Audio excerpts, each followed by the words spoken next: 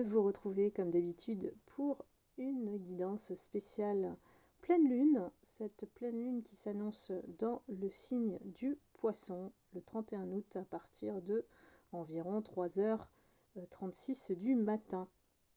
On bascule dans une énergie stagnante, une reprise douce, c'est en cohérence avec ce que je vous ai dit sur la guidance hebdomadaire du 28 août pour cette semaine. Et donc cette rentrée, malgré certaines lenteurs au niveau du rythme, elle s'annonce plutôt chargée. Une reprise qui ne va pas vous laisser de répit, donc ayez toujours comme je dis, des micro-pauses pour pouvoir vous permettre de rester zen dans ces situations et d'écouter votre intuition.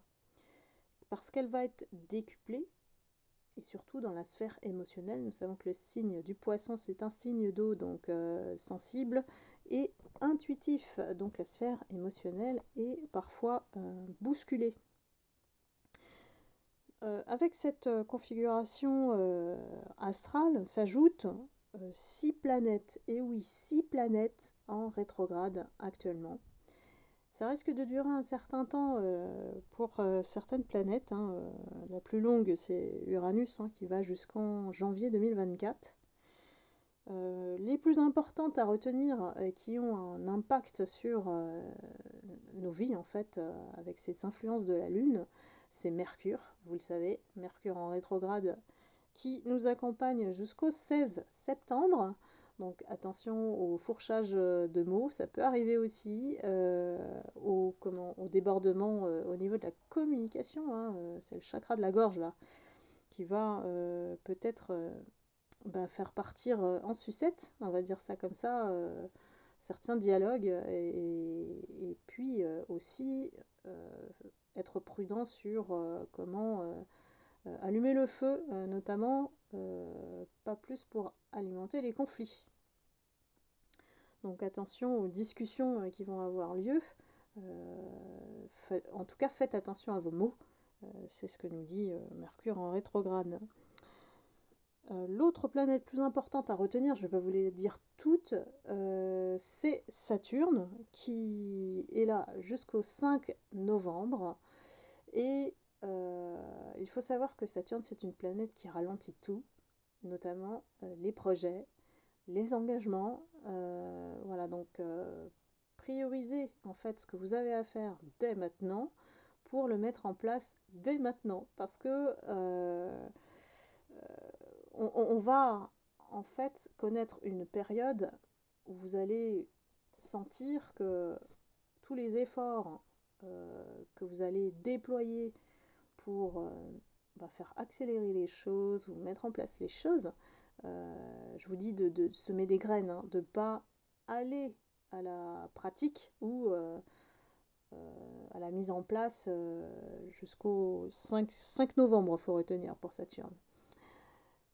Il faut juste faire le minimum nécessaire pour ne pas faire des efforts pour rien, parce que beaucoup vont dépenser de leur énergie pour justement faire en sorte que les choses s'appliquent. Sauf que Saturne, s'en mêle. Donc, ralentissement général au niveau du ciel, de la configuration astrale, prudence, mais au milieu de tout ça, tant que vous priorisez les choses et que vous savez où vous en êtes, que vous êtes organisé, parce que bon, on est quand même dans le soleil, dans le signe de la Vierge, qui aime bien se faire sentir utile, qui aime bien aider les autres, qui aime bien de mettre en place cette organisation quand même. Sans organisation, on ne maîtrise plus rien avec la Vierge. Donc soyons méthodiques. Ça nous déroute lorsque effectivement ça marche pas comme on veut. Donc beaucoup de travail en perspective en cette période jusqu'à la prochaine pleine lune qui sera fin septembre. Donc gardez votre calme, vous serez plus efficace, voilà, avec pas beaucoup d'efforts, mais voilà, on y va quand même, on met les choses en place, on sème les graines, comme je vous dis. Et ça sera un plus pour vous d'économiser votre énergie, évidemment, pendant toute cette période. À partir du 4 septembre, on a Vénus qui entre dans le signe du Lion. Et là, ça va nous pousser aussi à être plus direct, à prendre des décisions, faire des choix qui soient plus cohérents avec nous-mêmes. On aura comment dire, une libération par rapport à ça. L'esprit sera beaucoup plus clair par rapport à cet été où on était plus dans la réflexion. Voilà. Et vous allez savoir où vous en êtes. C'est ça le plus important pour vous placer. Et le fait d'être plus direct, ça sera bien sûr beaucoup plus salutaire pour nettoyer un petit peu, faire le tri. Bien sûr, c'est pas quelque chose qu'on fait une fois, le tri, on le fait de temps en temps quand on en ressent le besoin. C'est comme les soins énergétiques. Donc, ici, il s'agit de faire table rase du passé. Si on a fait des erreurs de nous-mêmes, ou voilà, les autres ont aussi fait des erreurs. Voilà, chacun prend ses responsabilités ici et on les accepte. On les accepte. Pourquoi ? Pour les dépasser avec l'aide de cette pleine lune. On remet les choses dans leur case, on va dire. On range, voilà, on classe, on range. Ça, c'est le signe de la Vierge. Ça nous oblige véritablement à être plus structurés dans notre pensée et puis d'être utile pour nous-mêmes et aussi aux autres. Et de manière efficiente, je le répète, pour pas se disperser et se faire piéger par ce rythme beaucoup plus lent, ce ralentissement au niveau du ciel. Donc ne pas s'enliser, ne pas insister, ne pas s'acharner, ne pas forcer les choses. Ça, c'est vraiment le conseil de cette pleine lune et qui s'associe à toutes ces planètes en rétrograde. Donc, je dirais s'accrocher, non, justement, lâcher, oui. Lâcher prise, lâcher ce que vous ne pouvez pas réaliser aujourd'hui, ça viendra plus tard. Et puis, prioriser ce que vous avez à faire. Je me répète un peu, mais c'est nécessaire. Donc, avec cette pleine lune en Poisson, on est à la recherche d'un équilibre spirituel et aussi on associe un pratico-pratique, on va dire, dans la vie au quotidien. Donc voilà, on vous invite à être créatif, on vous invite à économiser votre énergie, évidemment. Alors, je commence à prendre les parts d'ombre, bien sûr, à se délester ou à travailler pendant cette période. La pleine lune, on est en train de faire le bilan de ce qu'on a semé aussi lors de la dernière nouvelle lune. Et on ressort la carte du passé. Je crois qu'elle est sortie, la carte du passé, déjà à la dernière nouvelle lune. Alors, avant ça, on a la carte de l'angoisse. Et l'angoisse, je pense que cette période va nous y prêter, parce que y a beaucoup de choses qui vont se présenter à nous, qu'on va pas pouvoir forcément prendre en charge, gérer, traiter comme il faut. Pourquoi ? Parce qu'il y a encore des choses qui nous rendent dans un certain mal-être. Et là, ça s'adresse pas à tout le monde, ce sera pour les personnes pour qui cela parle, cela résonne. Et l'angoisse, je pense aussi que c'est sorti la dernière fois, donc il y a une certaine continuité et peut-être que la pleine lune, on vous dit, bon, cette fois-ci, on s'en débarrasse, on redevient conscient, confiant aussi dans notre lumière et on identifie quelles sont ces énergies qui nous fatiguent, ces énergies qui nous vampirisent, et qui ne doivent pas être accentuées par notre sentiment de frustration ici, avec l'angoisse. Donc, ça peut être des signaux corporels, physiques, et ça peut être des signaux aussi comme des maux psychologiques qui nous entraînent dans cette spirale. Donc ici, on vous dit, pour vous libérer, pour travailler tout ça, écoutez-vous, tout simplement. Alors, je crois que ma vidéo, elle m'a plombé. Donc heureusement que j'ai enregistré l'audio au cas où par sécurité. Je crois que le système ne fonctionne plus. Quand je regarde, mais alors c'est soit le son, soit l'image. Désolée. Là, je vais faire plutôt le son, hein, l'audio. Ensuite, on a la carte du passé. Alors, compliqué ce passé. Compliqué ce passé qui revient pour certaines personnes et qui revient aussi ajouter une influence, une perturbation. Le passé vient toujours nous perturber en fait. Et on a toujours, et je vois certaines lumières qui ont cette espèce de truc là au fond d'elle qui rumine, mais qu'est-ce que je vais faire si l'ex revient dans ma vie, il va revenir m'asperger de toxicité et j'ai pas besoin de ce poison dans ma vie actuellement, je suis en train de m'en sortir, vous voyez, je suis en train de prendre soin de moi et je ne veux pas être perturbée par des liens néfastes. Alors ça, c'est vraiment le message pour les personnes qui ont vécu une relation avec des toxiques, évidemment. Donc ici, il s'agit d'avancer en pleine conscience, voilà, et puis de vous défaire de ces liens du passé. Donc là, je ne peux que vous conseiller le soin de protection et de guérison qui coupe tous les liens toxiques et qui les transforme ou qui garde les liens d'amour surtout envers vous. Et d'avoir une vision par rapport aux épreuves beaucoup plus légère, on vous dit de lâcher, c'est vraiment faut retenir ce mot en fait avec cette pleine lune et les 6 planètes en rétrograde. Lâcher les choses, les bagages émotionnels on les dépose, on n'en veut plus parce que ça ne nous sert plus. Et donc on va plutôt chercher à avancer, chercher à se faire du bien, voilà. Faites-vous du bien, c'est vraiment essentiel en tant que lumière. On ne peut pas négliger cette partie-là, même si on a besoin de solitude pour se recharger nos batteries, c'est important, donc faites-le. Ne pas être envahi par les énergies des autres, c'est déjà bien.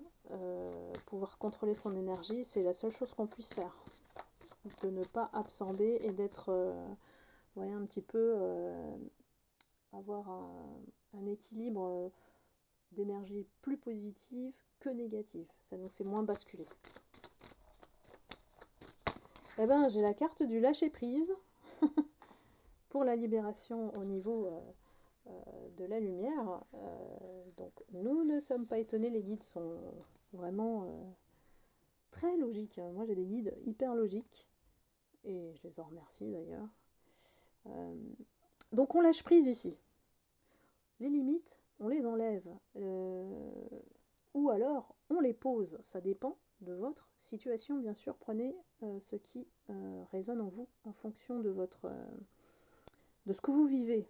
Et parfois, on vous dit d'arrêter sur certaines situations qui n'ont plus de raison d'être, qui ne vous alimentent plus, ne vous nourrit plus votre âme en fait. Donc allez chercher, faites une liste de ces personnes, de ces situations qui vous bloquent, voilà. Et qu'est-ce qui rend difficile à lâcher prise par rapport à cette personne et mettez-le en face. Ça vous fera réfléchir, de poser les choses. Et puis peut-être qu'il y a un lien pour certaines personnes vers lequel vous n'arrivez pas en fait à couper. Comme si vous vous accrochiez éperdument à ce lien, mais en fait c'est sans utilité pour votre vie. Ça va pas vous avancer plus que ça. Ça peut être le cas dans des situations où votre autre, en fait, vous êtes tombé amoureux, amoureuse, et puis vous vous rendez compte qu'en fait, elle ne fait rien, cette personne, pour s'investir, ni s'engager, ni vous appeler. Enfin, voilà, elle fait du ghosting. On appelle ça du ghosting. On manipule. Le ghosting, c'est la meilleure méthode pour manipuler les gens. On fait silence et après, on revient l'air de rien. Donc, voilà, on lâche. Ces types de profils, de comportements, on les lâche, on n'en veut plus. Donc on est vraiment dans l'acceptation des événements et puis voilà, c'est la meilleure façon de ne plus avoir de corde avec l'autre qui a une emprise. Voilà, on parle d'emprise ici, soit de personne, soit de situation. Et on se sent étouffé ici. enfermé dans une cage alors qu'on ne devrait pas. En lâchant la corde, on ne donne plus pouvoir à l'autre.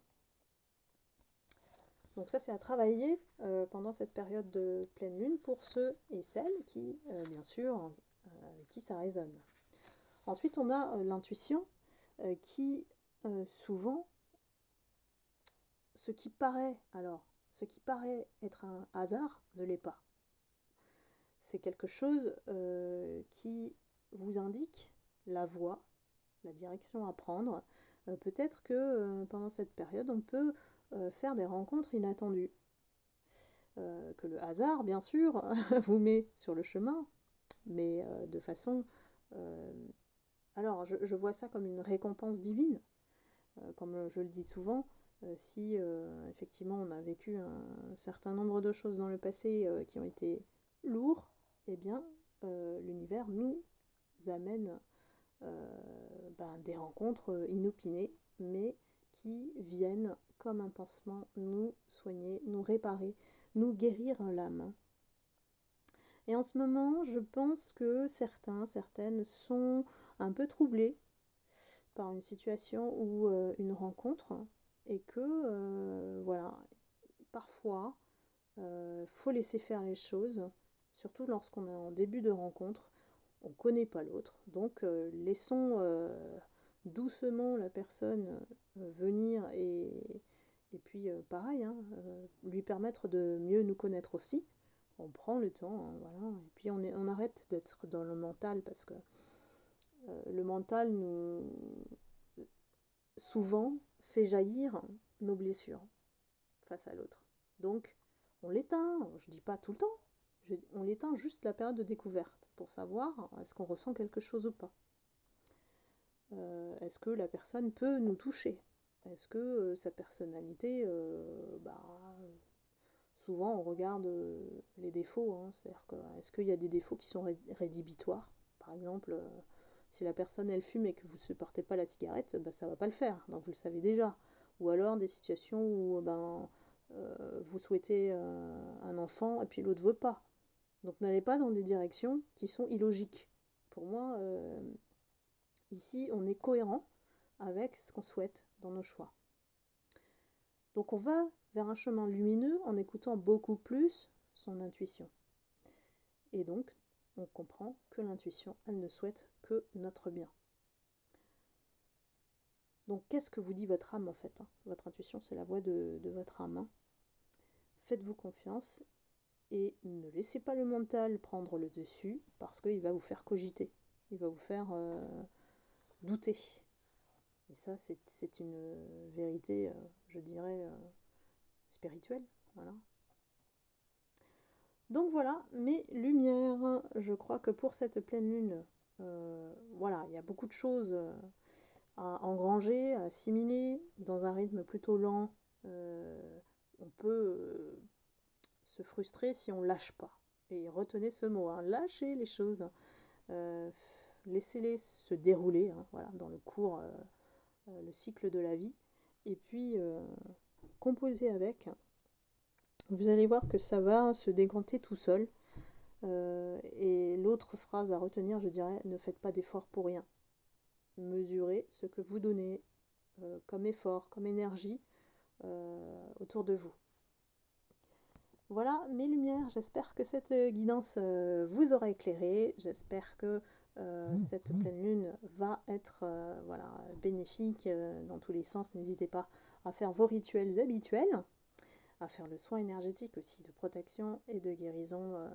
Les jours de nouvelle lune, pleine lune, c'est vraiment très salvateur aussi et plus puissant. Et puis je vous retrouve très vite pour une prochaine guidance. Je vous embrasse et merci beaucoup de vos likes, de vos commentaires, de vos partages, de votre fidélité. Je vous retrouve bien sûr avec plaisir pour une prochaine guidance. Je vous embrasse. À très bientôt. Bye bye.